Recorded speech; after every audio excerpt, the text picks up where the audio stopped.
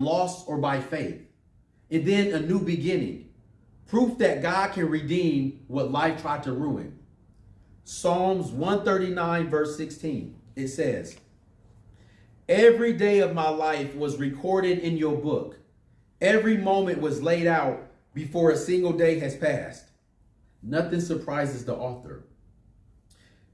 He already wrote your comeback before the enemy ever wrote your crisis. That's good. God already wrote your comeback before the enemy ever wrote your crisis. So even when the chapter feels chaotic, trust that the next page is already in his hand. We got to go to God and say, listen, God, if you're the author, you know what's coming up next. Yep. You ever read a story and it gets so bad, but then you turn the page and everything changes? You need those moments to be able to understand what God is doing. Maybe this last chapter broke you, but the next one will bless you.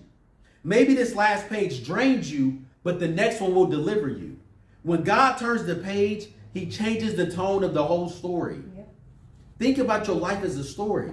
God is like, listen, to somebody he's saying, you're just one page away. You're just one page away from your breakthrough. Divine authorship. My story as proof. Now, here's where I want to be honest. In my own book, I've seen God rewrite what was broken. If I had to label my story or my book, it would be called It Had to Happen. Yeah. The story of my life would be It Had to Happen. And here's what God reminded me.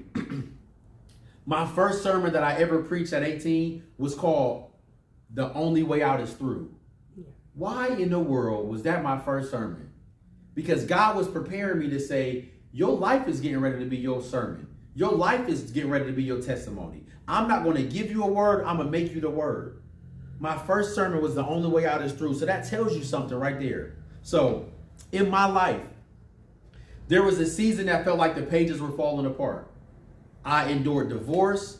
I was separated from my children. I experienced homelessness. My car and belongings were taken away. I faced total isolation and had nobody to depend on but God.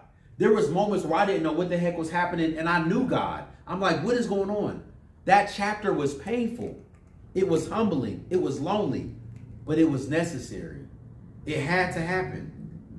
Because God wasn't, check this out, God wasn't erasing my story. He was editing it for his glory. Amen. God wasn't erasing my story. He said, let me just make some edits so that I can get the glory. Because up until now, everything you've done was on your own. Everything you've done, you took the credit for. I'm going to edit your story. I'm going to throw some things in there so that way I can begin to get the glory out of your life. Amen. He was removing characters who couldn't go with me in my next season.